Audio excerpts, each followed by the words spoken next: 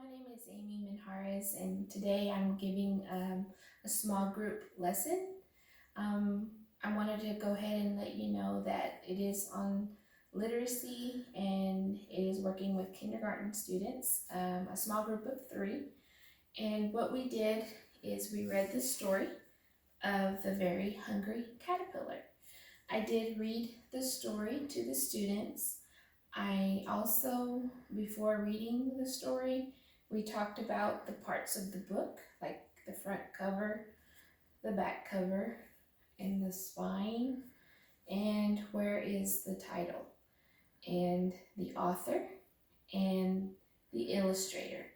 This really helps students to understand that we must be able to start at the beginning of the book, so that's why we always introduce the book cover, and then when we turn the page as we're reading, we read from left to right.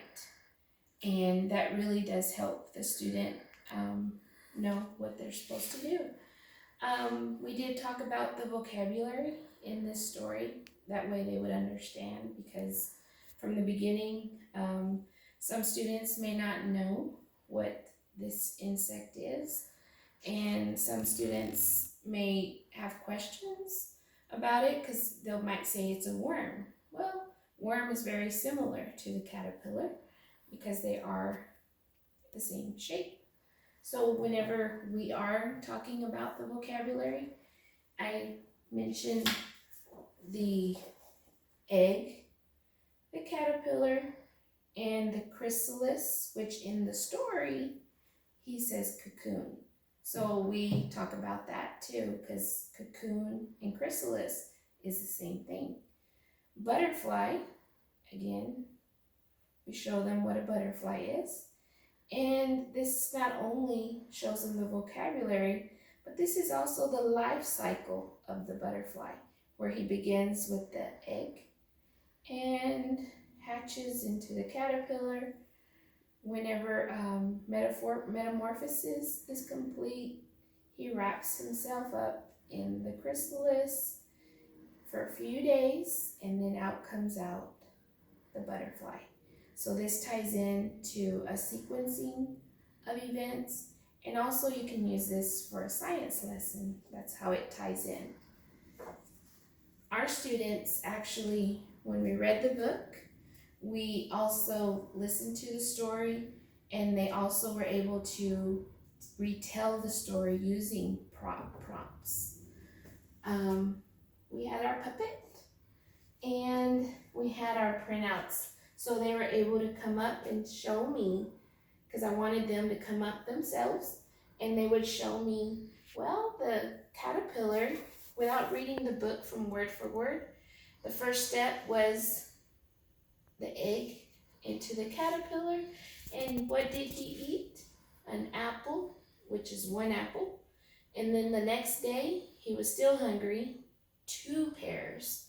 And then the next day, 3 fruits, and then 4 strawberries, and then the next day 5 oranges, and then the last day he was very, very hungry, and he ate all of these items.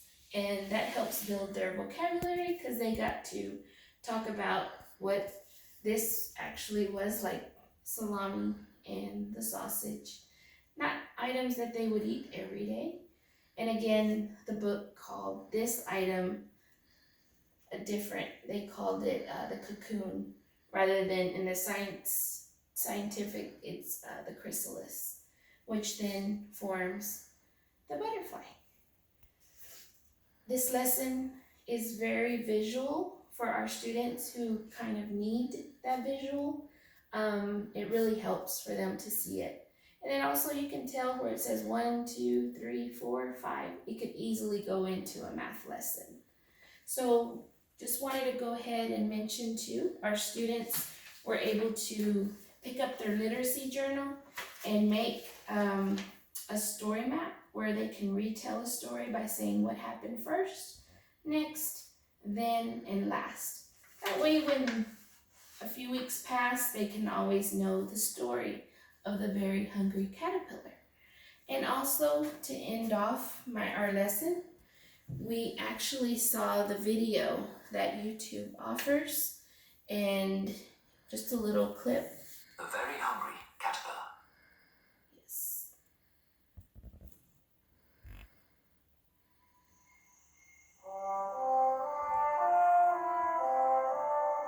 So the students really enjoyed the visual and actually seeing it. It helps our students who just need to see the visual itself. So this is really helpful to all students to meet their needs, just in case they need that extra help. And that completes our lesson. I hope you enjoyed our lesson and can use it one day in your class. Thank you very much. Have a good day.